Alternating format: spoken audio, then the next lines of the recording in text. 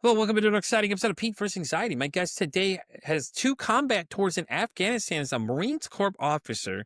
She's also experienced a spiritual awakening, if I get my stories right here, that changed her life forever. Since then, she's dedicated her life as an energy priestess and an embodied conscious guide. Please welcome in Savannah Rose Stokes. How you doing today, Savannah? It's nice to see you, Pete. Yes, so glad to be here. Well, so why don't you tell everybody a little bit more about yourself? Yes, so Savannah is my alter ego. A lot of people will call me her. I'm Susanna, but I was almost named Savannah. That's a fun fact. And that, growing up on a farm in Georgia was my introduction to connectedness, to interconnectedness and oneness on this planet. And from a very young age, I became aware that actually I wasn't just myself. I get called a lot of different names. And also I think because I've lived many lives, but I realized very early on that it wasn't just me, that I am part of this bigger collective. And one of the things that I think, you and I have some similar views on is how a lot of the systems around us have continued to make us feel like we're separate or we're broken or we Uh, need something outside of ourselves in order to heal us. And growing up on the farm I always felt whole. I felt whole with Mother Earth, and I was able to really embody that. And also being around, I often say I was raised by dogs. And dogs are just unconditionally loving. They're always there to reflect back your wholeness. But we are living in a world right now that, with the anxiety piece, like, it causes anxiety because we are told that we are not whole and that we need this other thing in order to complete ourselves. And that is scary. It freaks us all out. Yeah, yeah, definitely. So I'm interested to hear about your tours in Afghanistan. Honestly, I think from where you went to where you are, what was that moment, that awakening you had? Because was it when you were over there during one of those tours? Because you've seen things that people can't even begin to fathom. I am one of the what you might call few Americans. There's not as many Americans who have seen and witnessed war firsthand because it Yeah. really hasn't been in our country. We've had terrorist attacks, we've had shootings and things like that, but we don't have war. And so, yeah, I grew up in the South. And so the military is a big part of the culture down here. And my father was in the military, and both he and a lot of the men around me and my family system just inspired me to want to go into the military. So I went to the Naval Academy, and then I graduated and became a Marine Corps officer. And I was one of the first among my class to deploy out to Afghanistan and in service of Operation Enduring Freedom. And interestingly, all the guys around me wanted to deploy. They were all really excited. Oh yeah, like we get to go out there and actually do the job that we've trained for. I never wanted to deploy. Right. Was like the one person I was like, Put me in a back office somewhere. I will stick out my 5 years that I owe." But really, I just want to teach yoga and meditation. But at that time, I still hadn't fully claimed that part of myself, the spiritual part of myself. So being in Afghanistan it was a conundrum. It was very much a paradox for my system because there is a part of me, astrologically, I'm an Aries rising. So I have a lot Oh, of okay. warrior spirit. Yeah. So I've got that like strong warrior fighter spirit. And I want to like protect something and save something. And like a lot of us, I've, worked on my savior complex over the years, but that led me to wanting to be a part of this fighting force, not really realizing that it was going to take me into war. And then while there, I saw, and I'll share one particular instance that started the crack. It wasn't the full spiritual awakening, but it was the crack that began everything. Essentially, I watched a man who had just implanted an IED, which is an improvised explosive device. And we're watching him from our drone footage, and it's all live, and we're watching him do this. And then we watch him get on a motorbike and start to drive away. Well, we're now targeting him with a Hellfire missile because, of course, he's now considered to be the enemy because he did that. And it was on the route that our troops use. So at that moment, as I'm watching him and we're targeting in on him and locking in on him I'm like, whoa, wait a minute. this is a human. This is a human being. This is a man that might be someone's son, definitely someone's son, maybe someone's brother, potentially a father. I don't know. And he's on this motorbike and he's going probably back home to his family and his compound. And the likelihood is he was either paid or threatened or both by the Taliban, and then he knows that he's between a rock and a hard place because he's either going to be killed by the radical groups or the American troops, one or the other. And so we dropped this bomb on him, and there's a big heat signature, it's all infrared so you can see the light, and all the guys around me cheer because we get him, we nail him, and then he gets up and runs away. And that's when I cheered. I had this moment of like, yeah. And I did it inside because I couldn't have done that outside. Yeah. It's like in that environment, it's like cheering for the opposing team. People didn't understand, but I had this moment like, yeah, like I'm so glad that you lived. Life continued. And it was in that moment that I thought, are these really bad people? Are these really other? Is this really an enemy? What is an enemy? And that started the process of what I would call my disillusionment, a full process of losing all of my faith in all of the systems I had grown up with. I believe it. Trust me. That's just like, having to watch that too. It's just like, oh God, you're taking someone's life. You're literally dropping a hellfire missile on this person, and we don't know what his side of the story is. He could have been pre-programmed, like you think like Vietnam, like think about all the younger kids that were in that one too. All these guys were pre-programmed to think that, everybody was the enemy and they don't know any better. I read a book in high school called Voices of Vietnam. And one of the letters, the guy was talking about a kid who was 15 and he's like, he's about the same age I am. And I had to execute this poor kid, he's like, and I'm panicking. It was me or him. And it's just like, everybody wants war, but nobody thinks of the after effects of what it is. The people that have to go on the front lines and deal with these things. And then they come back, and they see things and then they're psychologically, dealing with these problems, and the military isn't that great when it comes to psychological things. So I'll be honest here. We know, and I've had a couple guests on the show that told us the story though. One guy said he came back after his whole Humvee got flipped over in every which way, and he was a Marine as well. He spent 22 years in, and he said his Humvee got tossed just like a soccer ball, just tossed everywhere.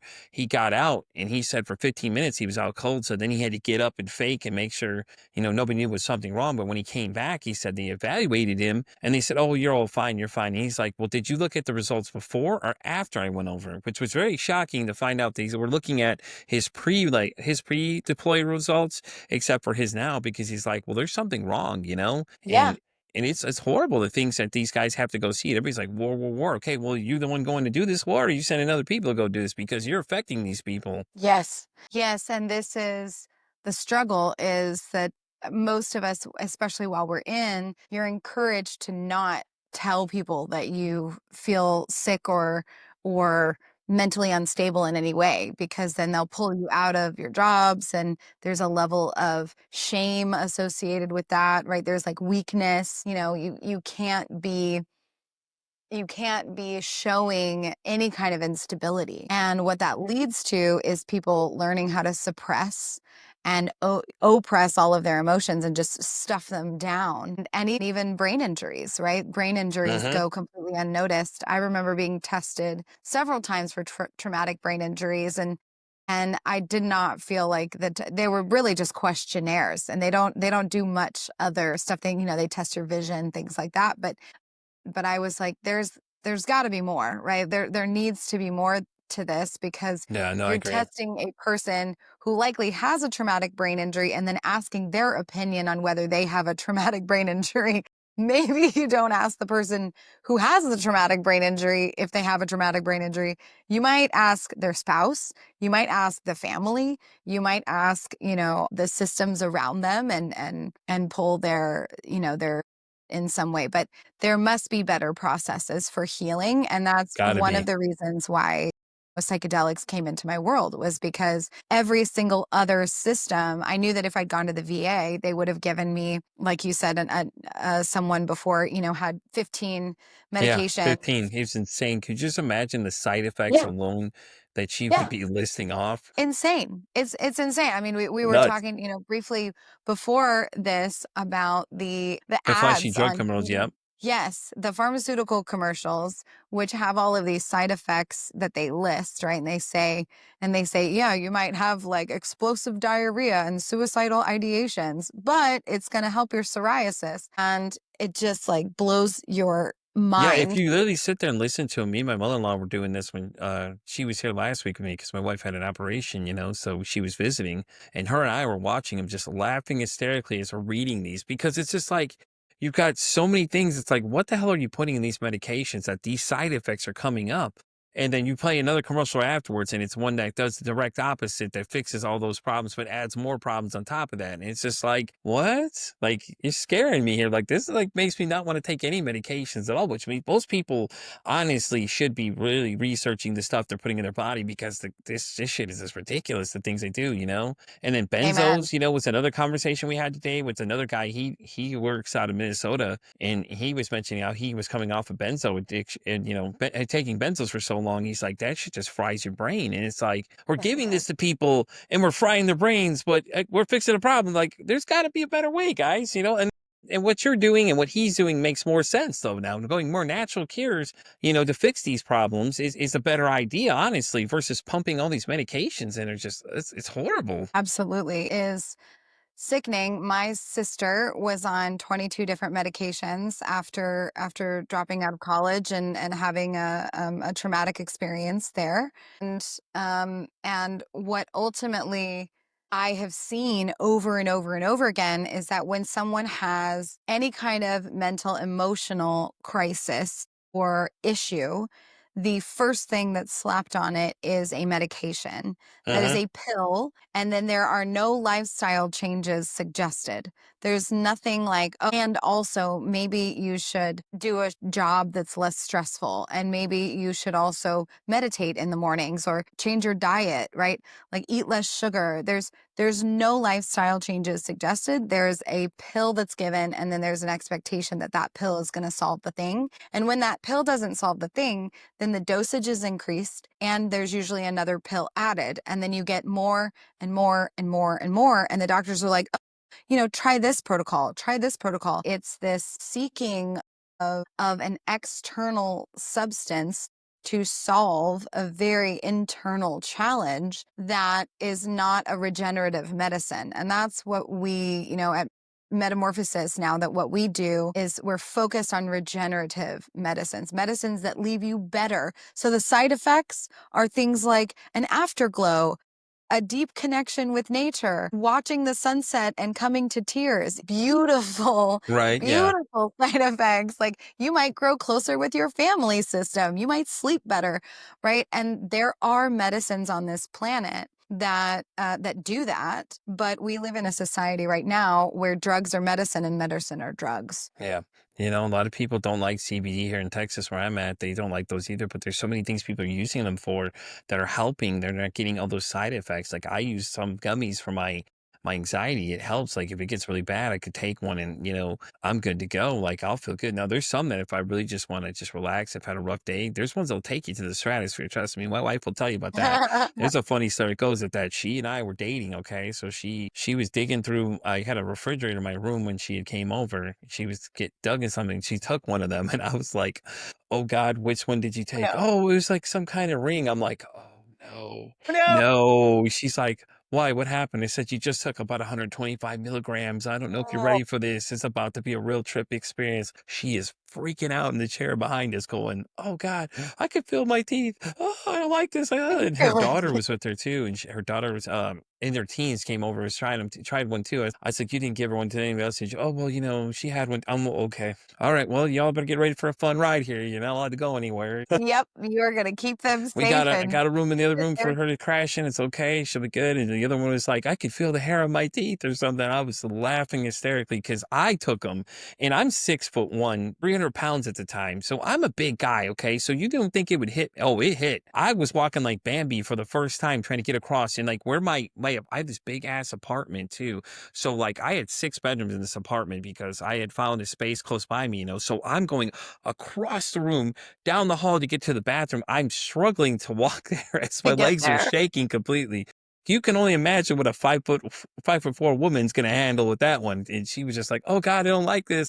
I don't like She this. made I'm it like, I through bet though. you don't. Yeah, she was good. She did not. She regretted ever touching it. Yeah, She I learned a lesson bet. that day. Don't touch things you don't know what they are. Definitely, definitely be thoughtful about the substances. And this was, this was also a little bit of my journey was at the beginning when you're exploring with psychedelics. And I hear this a lot with clients too, is people either had a bad journey at some Hmm. point in Yeah. high school, or they engaged with a substance that they didn't know they were taking in some way, or they didn't know they were taking that dosage. They misdosed themselves, or someone misdosed them. And then what happens is that journey, if they don't have someone who's there like you were, to really ground them and keep them safe and like sit with them during that process, then chances are that that experience then ends up being open, right? It keeps the container kind of open, and then they don't complete it. They don't fully complete, so they call that a bad trip. And what I'm really working on in our practice is to tell people that there is no such thing as a bad trip. It can't just be bad. The medicine is never going to take you to a quote bad place. But what it may do is bring you to a doorway that you weren't prepared to open. And then you open the doorway and then you don't actually fully process everything through. So then that turns into, a bad decade Right. because you never fully processed all the way through the lessons that journey took you on. So we're really committed to the full process, because I've had bad journeys, or I've had journeys that were incomplete. I had facilitators who did not help me fully integrate. I had facilitators that overdosed, I would say, or overdosed or underdosed, and in both cases that can be challenging. And ultimately, I found that the integration piece is so critical that it's much like how the pharmaceutical industry does it, where they say, here, take a pill and go, and just go on, and I'm not going to give you any other techniques for changing your lifestyle in order to make this pill enhance your life. So what we're doing is not just having regenerative medicines, but also skilled guides. These are individuals who know how sit with them. If they've got that Yeah, big definitely. dose of something in their system, they can take them all the way through that doorway and then close the doorway on the other side. Yeah. Yeah. No, that makes sense. Perfect sense. Though, because a lot of people I've run into that I've interviewed for the show, they have the same kind of ideal process. There's somebody there to be with you during these processes, and people that have bad experiences obviously overdosed on too much of them because, like there's benefits to it, and I think that's the bad rap people get is that people always talk on them as like, oh, those are just special mushrooms or something. And somebody who's had you always get that one person that tells that wild ass story, like the Theo Vaughn type stories that just come with the craziest things. But okay, well, just because they took too much doesn't mean it Hmm. still doesn't have benefits to you at the end of the day, in how much you take. And that's the whole point of microdosing is like you can get to certain levels. It says it too. A lot of them I've looked at, it tells you where do you want to be? This is how much, things like that. They all disclose those kind of things of like how much you should do and things like that too. And I love hearing, people getting into psychedelics and things like that too, because I think that, like I said, I'm not a big farm guy. Like after really watching a lot of what these things are doing, oh no, no, no, back up, hold up. I don't want anything to do with this. I like going this direction where we're heading, more Yes. natural cures of things because, it's already natural in a sense, like it grows, we know what it is. We can tell you what it is. We don't have to give it 20 different names to what it is. You know what I mean? Like if you really look at some of these medications, like you can't even pronounce half the names because they just come up with some crazy name for you to call it. And they're like, oh yeah, we're just going to call it this instead. I'm like, but what's in this? Well, I don't know, How do you know? You're giving me something that you don't know what's in it? Oh no, listen, we need to talk about this, and I don't feel like enough people advocate for their own health either. A lot of people are scared to say something. Like, no, say something. Like, if you're not sure what that is, ask questions. Like, interrogate them. Go, what is that? Why are you giving me that? What is it for? What is the benefit of me having this thing in my system? Tell me what it is because I want to know what the long term effects are, and things like that too. But they're so quick to just write it away. Oh, no, we're just going to give you this. And with mental health, especially, oh God, what was it? The one person, the girl that had the 15, she said that she was getting lithium poisoning because they're giving her way too much, and this doctor just kept telling her, oh no, she kept telling her something's wrong. And she's like, oh no, and just rest. And then she literally said one day, she's like, take me to the hospital. And that's when she found out that she was dealing with that on top of everything else. And I'm just Toxic like, levels of lithium. Yep, yep. And I that's and I crazy. think this is this is the energy of more, right? Hmm. That we're we're just consuming. We're like, oh, well, it's just clearly not enough. And ultimately, I would imagine that a lot of the practitioners are also taking some sort of pharmaceutical medication as well. So you have people who are sort of in our world, I see there's like a level of possession, like you said, benzos, right? Uh-huh. I personally witnessed benzos like possess a person Oh, I believe and it. make it very difficult, in such an addictive way to clear them from the body system. So if you've got a practitioner who's taking the medication, the medicine, and then they are prescribing it, then it's almost like this mitosis process, this like a little bit of a virus Uh-huh. that spreads it out there. And what we're seeing with our work is that people can make full recoveries from things that we've been told are completely unhealable, right? We have Crohn's disease, major depressive disorder, suicidal ideations, borderline personality disorder. All of these things. Right now, we're working on a protocol for autism, for the pain points of autism, and then we'll also expand that into Alzheimer's. Like, we know that these medicines are deeply regenerative, and they have to be held in an environment and in a community that is deeply loving and supportive and continues the integration. So there's got to be like a level of accountability, unconditional love, support. It can't just be, we're going to give you a capsule.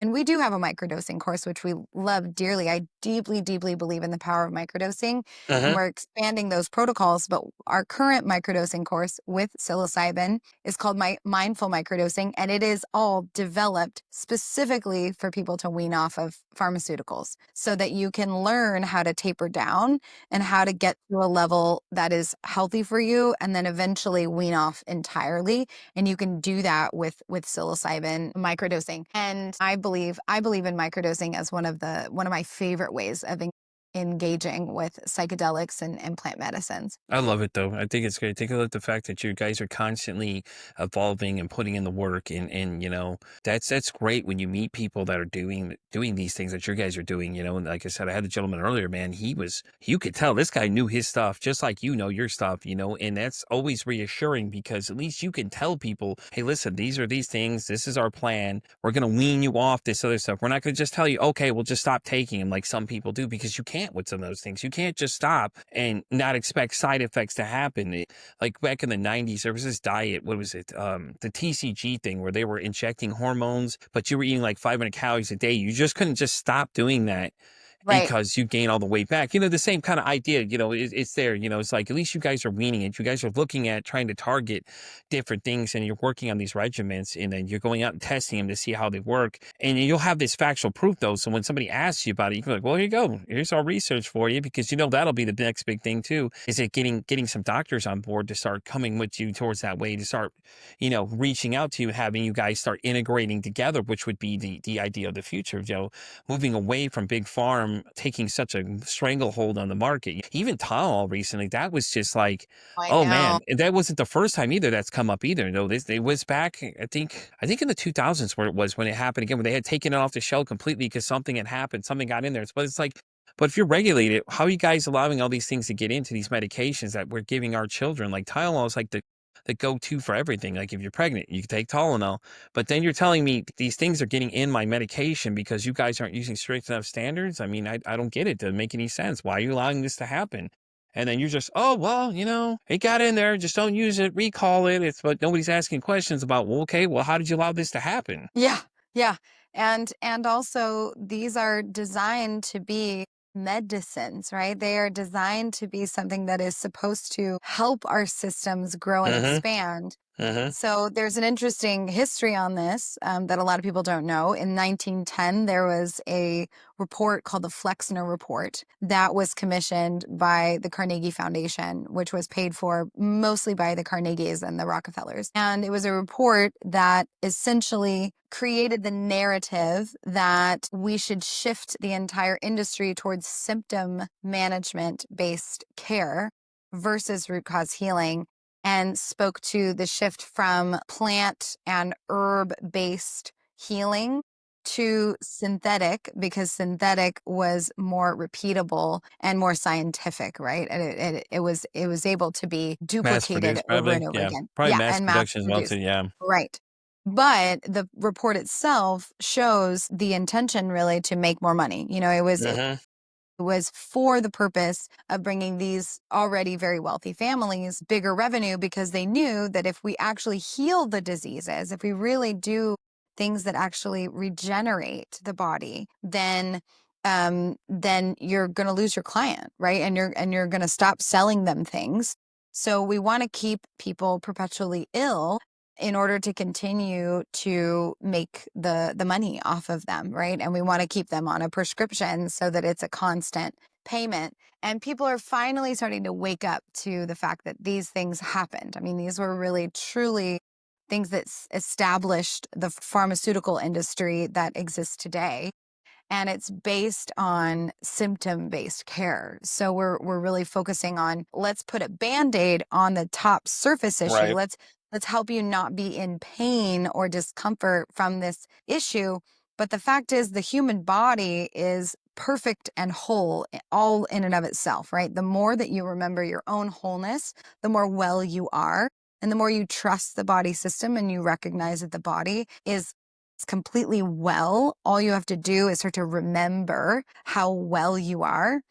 But we have all of these pharmaceuticals and these medications that ultimately are dimming and numbing your natural physical notifications that are saying, hey, something's out of balance here. Like, well, you have Crohn's disease because you're eating things that are not meant to go in your body. You're eating You beat me to the punch. I was synthetic about to say food. that too, because we live in an everything we want it now society. Yeah. And if you really look at what you're putting in and read these labels, you'll be amazed to see the shit you're putting in your body. And it's so frustrating that we allow this kind of crap to continue to happen. It's like nobody wants to say anything because everybody's afraid, and then when somebody says something, then they're ousted as the proverbial village idiot of the group because they're pointing out the fact that this stuff is not good for you. And I love documentaries too. Like Super Size Me was one that was really interesting to me because it's like it really opened your eyes to what it is going on. It's like, where's the nutrition facts for these things? And he was going to most of the locations asking him,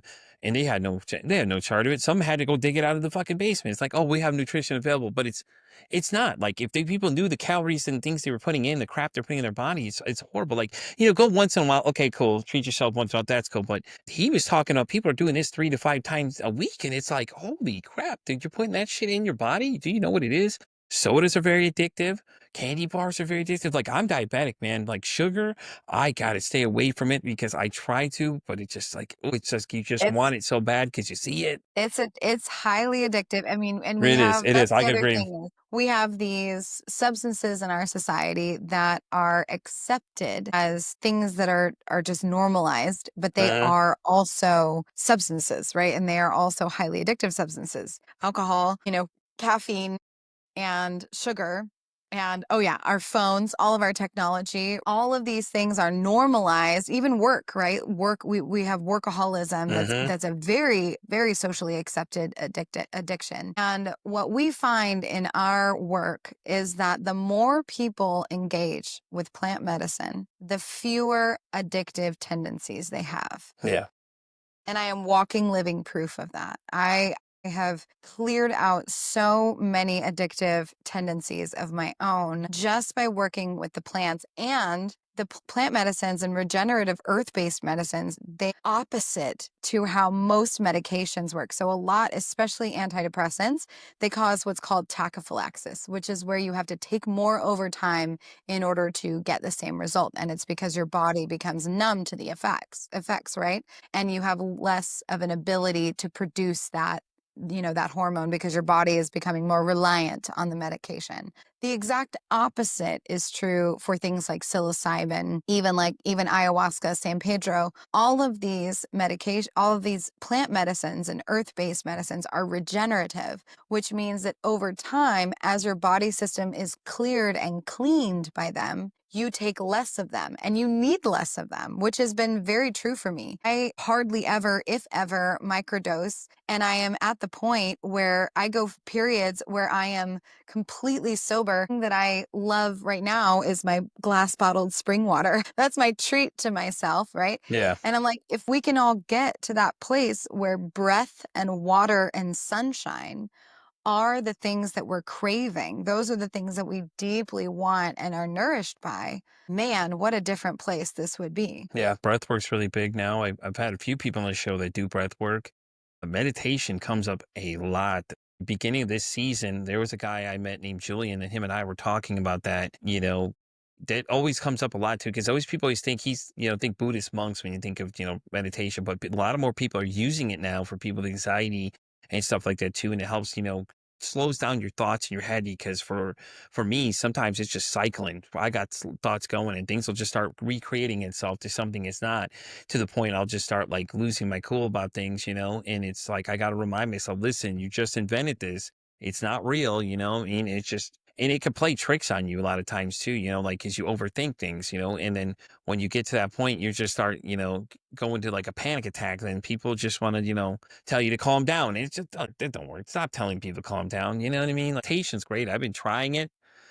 It's been great though, because you don't have to do much. 5-10 minutes a day, kind of just easy. You can do it while you're just sitting there enjoying a cup of coffee. No one's got to know what you're doing. They have no idea. Me and Julian were talking about me talking to my inner self because I have a struggle that I just can't forgive my mom. Me and her had a really bad incident when I was 10. She abandoned me, and I kind of like, I still have this wall that keeps going up as I'm trying to, get past it. It's like the wall keeps extending. So he was giving me some different techniques to try and things like that too. So, over the course of the show, I've been introduced to a lot of things. And when you said astrological signs, it's funny. I did an actual episode where my birth chart was read. And oh my God, I had a field day. It was so great because I found out, I'm an Cool. Aries moon, Okay. so it makes a lot of sense why I cut people off when you piss me off. Yes. That's it. I'm done with you. Yes. You're done. You're You're out of like there. warrior, shut the castle gates.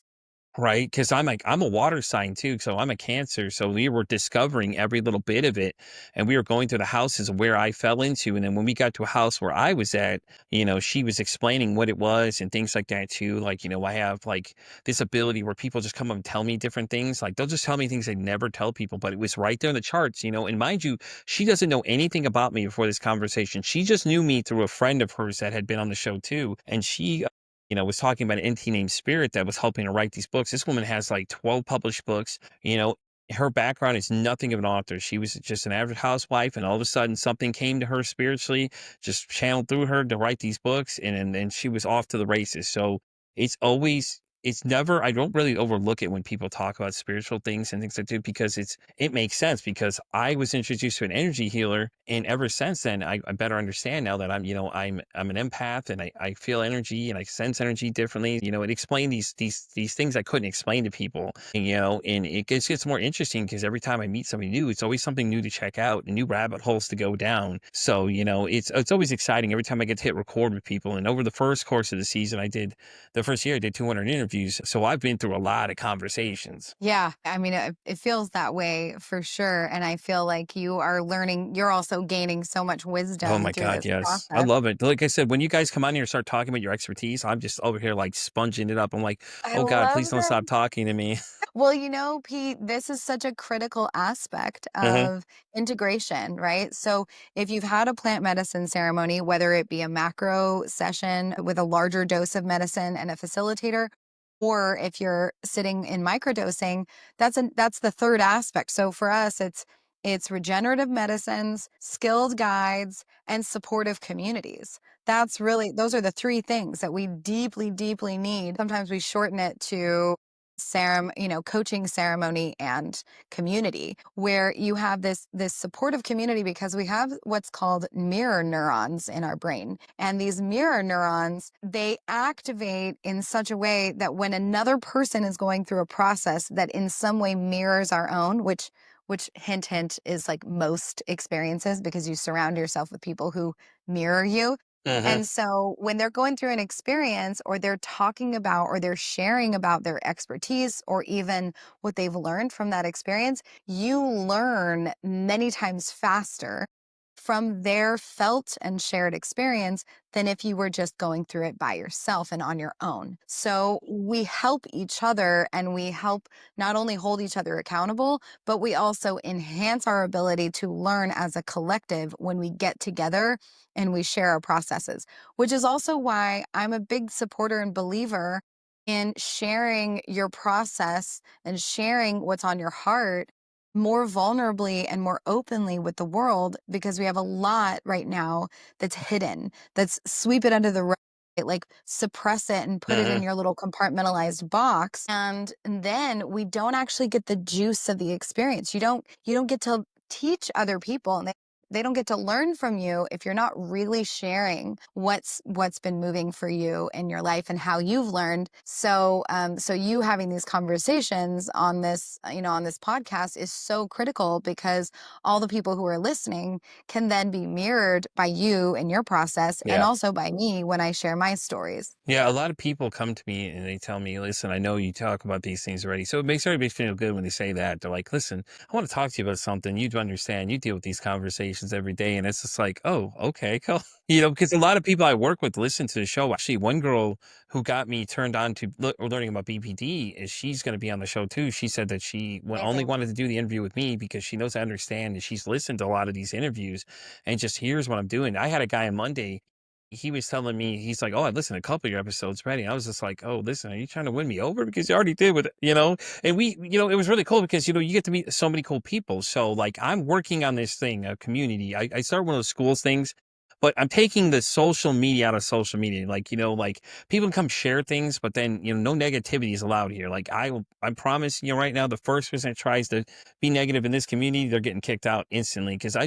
don't like that. That's what I don't like about social media. Like it's great to connect with other people, but then you get those people that come in with just some negativity that have nasty things to say to you. And the one girl I'm thinking of, Maddie, who was here earlier, the one I was telling you about the 15 medications, she said she posted her story online, and then people just started attacking her, like get over it. You should be in a psych ward, this and that. Da, da, da. It's like we Mm, don't need all that crap. Like you need to mm. stop. So like I'm building a community of people, that I'm gonna start rolling out here soon. Some people already are part of. I just started building it, but it offers like classrooms and things like that too. So different people can come and offer different things for people to check out and see the different aspects of things without all the judgment and all that other nonsense that goes on that we don't need to deal with, and things like that too. So I'd like to invite you to come join it. I'll send you the I link and would everything to love check it that. out. I think that I'm you I'm have a so lot to in. offer. I would love for you guys to offer some like classes and things too, Yeah. and we Yes. could figure all that out, and I'll get with you on how to set those up and stuff like that too. But I Amazing. think it's really cool though.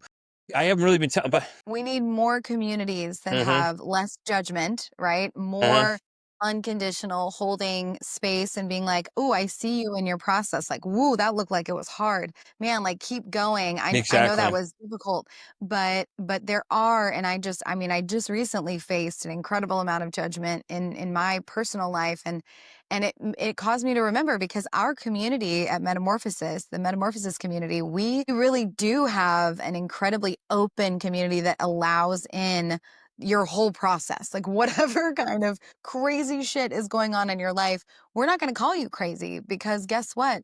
We're living in an insane time with an insane society where we have side effects like explosive diarrhea and potential suicide, and we're selling that as a medication, right? Like Hearing thoughts we're that aren't living, there, all those that's great crazy. things. So if I'm crazy in a crazy society, I think that makes me sane. So ultimately, we know that in our community, and it sounds like yours does too. Yeah, mine's a very small though, but I haven't really said much to many people. I've invited a few just because I've Yeah, been like sending it out to people. So I'll start putting a lot more posts up here within the next day or love so that. from the time this Do recording it. Do happened. it. We need more of Yeah, that. More and community, basically more that's the idea. It's connection. the anti-social media part. It's like it'll be one app. There's an app with it too. It's really cool. So you can access it mobily. There's Okay. classrooms, there's different feeds and things like that too. I'm finding all different people from different areas of things to come together and unify to basically give everybody a chance to enjoy social media, talk about their problems if they have an issue. Somebody come in and people just like that, just amp each other up. Like, hey, listen, I'm having a rough day or whatever, and need somebody to be positive. You can come to this community where we're not talking politics and all other shit. We leave that all on the outside. You can take that, leave that to social media because I feel like too many people want to give advice that don't have any clue what they're talking about. Here, they can at least connect with people that know something, are doing things like what you're doing and all these other things, and offer a variety of different options for people that, hey, listen, if you're interested in getting the psychedelics, hey, go check out, Susannah and what she's doing over there, you know what I'm saying? And all that kind of thing, like what they're doing, and stuff like that too. And it's really cool though, because it's got like little different feeds and things you can set up for different things. So you can drop out like I could set up a feed for you guys to just talk about strictly about what you guys are doing and different Amazing. stuff you're doing and things like that too. Offer classes for people to come learn more about these things, and stuff like that too. So it's a work in progress, but still I'm gonna start inviting people just because it's like I can figure out as I go. I get a lot of technology pretty fast. So, I like it. A lot of people already love it. I think I really got like 20 people and I haven't really told many people about it. So like, like I said, I'll get you the link. You can share with your community. They're more than Yes, welcome to come please join us do. anytime. I'd love to have more people Right. come through. And if you meet people that you think it may benefit them too, let's share it out to them because me and Maddie are already talking about doing a partnership between hers because she runs another community. So we're talking about teaming up and trying to expand it even further. And then we'll look at adding your guys' community as an option too for people to go check Love out, this. things like that. And This we just is start the networking a whole big network of people together. Yes, Yes. this is the mycelial network, right? Like Hmm. that is what the mushrooms do is we mycelial ourselves out there and we're like, okay, we're gonna like create a connection to your pod and then to your pod and your Yeah. pod, which is so much different than the energy of competition that has dominated this Well, planet for so think about long. it too. It's the same thing with podcasting space. Like everybody's like, "Oh, we want to be competitive," but it's like there's 24 hours in a day. Okay, let's be honest here. It's like you're not producing 24 hours in the same day of like nothing but shows. Like there's different things you can listen to. Everybody Yes. can eat at the table basically at the end of the day, and it's always been an approach I've had since day one of doing this thing. When I looked at this space, I noticed there's a lot of doctors, which are great. Don't get me wrong, doctors are great for this area that know what they're talking about. But where's a regular conversation going? Like I have no background in this at all. I deal with my own problems, but I just have this need to want to create a space where people can come and talk about these things, and it's been recognized by a lot of people already. A lot of people mention my name on their shows. Apparently I was told by somebody else, they're like, yeah, a lot of people seem to know you and another buddy of mine. And I was like, yeah, sorry, I get around. I don't know what to tell you. Everybody knows Pete. I don't know what to tell you. But Everybody knows me. it's a great That's it's a amazing. great feeling though, because all I'm doing is having a conversation. When you're into this thing, it's I even did a video where people had said happy birthday and I got an overwhelming response of just people. There's a video that's out there that you just see everybody that's been on the show that comes and these are people I've interacted with and and it's been so much great afterwards because it's like, afterwards it's like we start connecting and start doing other things together. Like I said, I think this is going to be a real great partnership coming up. I think us branching these communities together is what we need. It's like we need the anti-social media for people that deal with these issues or support these things that don't get judged all the time because there's so much judgment out there. If you go on any of these other sites, it's just, ugh. Especially TikTok. Don't get me started on that one. Ugh. Yeah, yeah, Toxic. TikTok is scary. It's a scary place, an overwhelming place. Even talk about like just Yeah. anxiety in your Yeah, the hands. constant There's sending of so much. invites to come to your lives, like, "Listen, I know you're all live, thank you. If I chose to come there, I would come there. Don't need to send me 50,000 invites." And I went in Man, there one time and told somebody, I was like, "You don't gotta send me 50,000 invites. I know you're live. You have to keep hoarding me with them. It's gonna irritate me more." And they're like, "Oh, I didn't do that." "Yeah, you did. You're the one sharing it out. What do you mean? Your name comes up." it was yeah, TikTok is not the place for me for Yeah, sure. But no. I think what we're all doing in these communities is rising above, right? There's a lot Mhm. of duality in the world. There's a lot of binary, pick one or the other, right? And Yeah, be in competition with the other thing. So be a Democrat, be a Republican, yeah. what like it's all the same stuff, it's It's meant to just keep us different. divided because, we're all Yes, different. Well, if you like, correct. if you're gay or lesbian, okay, well, you're Right. over here. You can't be a part of the normal man You because can't it's be a not part normal. of this. It's not normal. Like who cares? What people do in their own free time isn't my business. I don't give a fuck what you're doing. Yeah.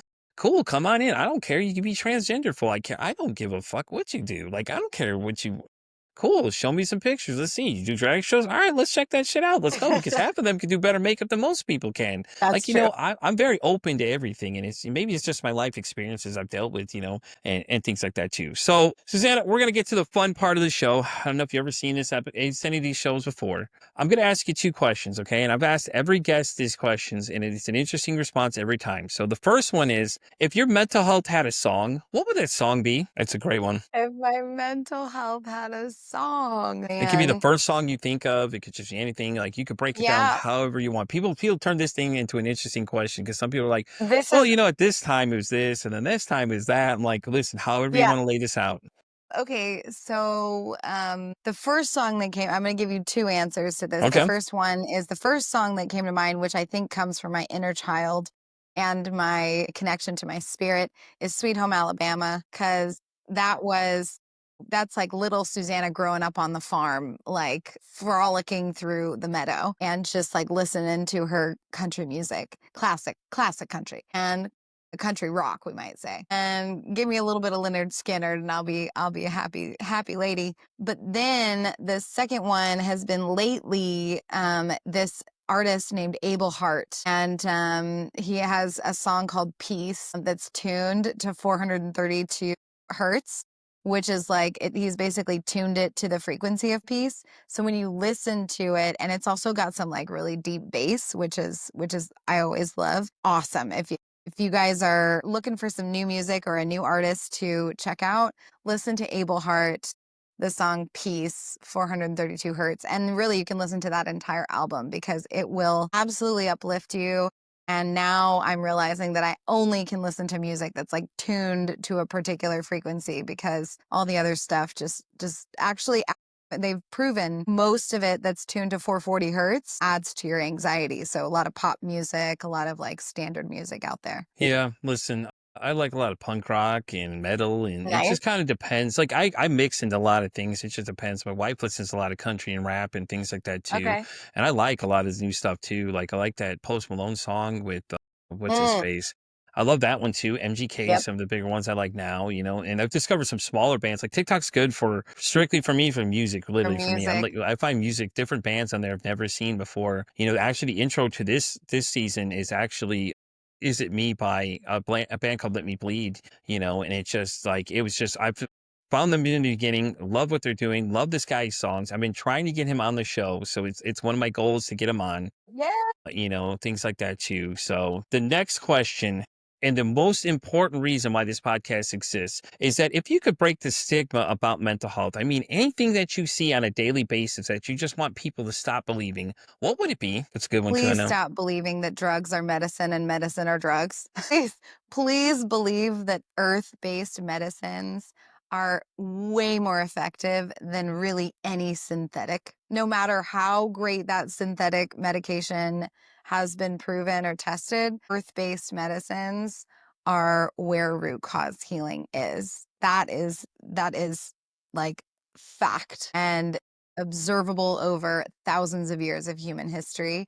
And I am delighted to see the narrative begin to shift on I them. I agree. I agree. I think it's well said too. Thank you so much. I appreciate you being here today. Did you want to go ahead and plug where everybody can find you? What's the best way to get a hold of you? Yes. They can get a hold of us by going to metamorphosis.global. And that's where they'll find our website. And they can also donate for a sacrament kit. So you can actually order microdosing sacrament from us because we are an entheogenic church, which allows us to serve the medicine in a sacramental way, legally and ethically. And then you can follow me personally on Instagram at Susannah Roses, and we'll make sure we put the link to Discord, which is our community chat, our community space, in the show notes, so you have that and people can Definitely. get get Definitely. become a Oh yeah, part of for it, sure. and then we can mycelial network, right? Like Or let's network exactly. our communities together so Oh, people definitely. are There's overlapping. not even a question of that. Trust me. That's definitely happening. And with that being said, guys, we're gonna wrap up this episode of Pete vs. Anxiety. You know where to find me on Pete vs. Anxiety. I'm X all the way down to TikTok. I'm on Spotify all the way down to Pandora Radio. And as always say, it costs nothing absolutely to be kind to somebody. One kind act you can do could save someone's life, or hell, you can make their day. I'm Pete vs. Anxiety signing out saying, don't ask how your day is today. Say, hey, how's your mental health today?